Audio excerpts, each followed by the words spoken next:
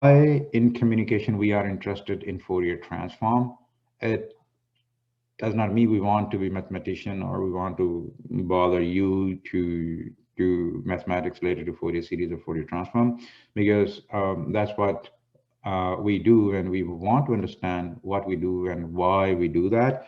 So I gave you two examples here. So we use modulation a lot everywhere in the communication system. So what we will be doing in modulation, I will take a baseband signal, I will multiply that baseband signal with a carrier, and I will get a multiplication of the baseband and the carrier, and it would go through the channel, through the communication channel, which we were discussing earlier as a y. So what I would do, I would multiply it with the similar function. So it's a just scaled up function with the multiple of 2. And then I will pass through the low pass filter. And what would be the impact of this, again, would be a multiplication. Right? Would be a multiplication. So similarly, as I explained earlier, when we do sampling, which is a key factor or step in digitizing analog signal, we multiply a signal with impulse train. So if this is my signal, I will multiply it with a number of impulse trains. How many impulses I may need, I will follow Nyquist for that. So either I'm doing modulation or I'm doing sampling. I have to multiply two signals in time domain, right? I am multiplying here, I'm multiplying here, I'm multiplying here. It is so important step which we do, and without that, no communication system can work. When it comes to implement this multiplication, that's what I'm writing here, multiplication in time domain is difficult. So what is the way out? We implement that multiplication in time domain as a convolution in frequency domain. Now, frequency domain and time domain are two different domains, and they are not surprise to us, as we discussed earlier, that the side view of all those waveforms, if I could see on a glass, a piece of glass drawn in time domain, and I can just take a side view, I can see different levels of amplitude. They are pegged at whatever frequency that signal belongs to. So there would be a frequency view. So it means somehow, if we want to go to this easier process from this difficult process,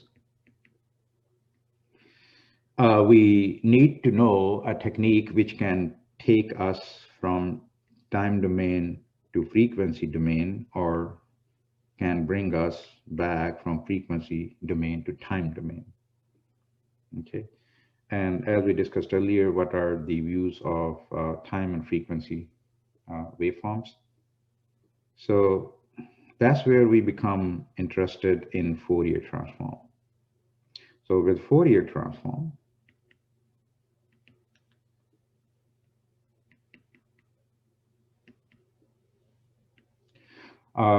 I can go from time domain to frequency domain, and with inverse Fourier transform,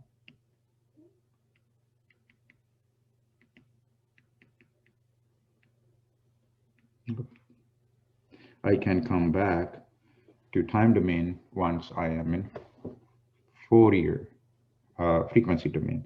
Now, why I need a combo of them? Why? Because if I'm here, as I explained earlier, I have to convert it. If I want to go to do convolution, I have to convert this to frequency domain. I have to convert this to frequency domain, and that's where Fourier transform would be helping me. Okay, and then whatever their equivalent would be in Fourier domain. So I will replace this multiplication here with convolution mentioned by star. So my results would be a result in frequency domain, but I am doing starting a processing in time domain. I need my result in time domain. So then I will convert back to a result in time domain, and that would happen with inverse Fourier transform. That's where inverse of the Fourier transform would be needed.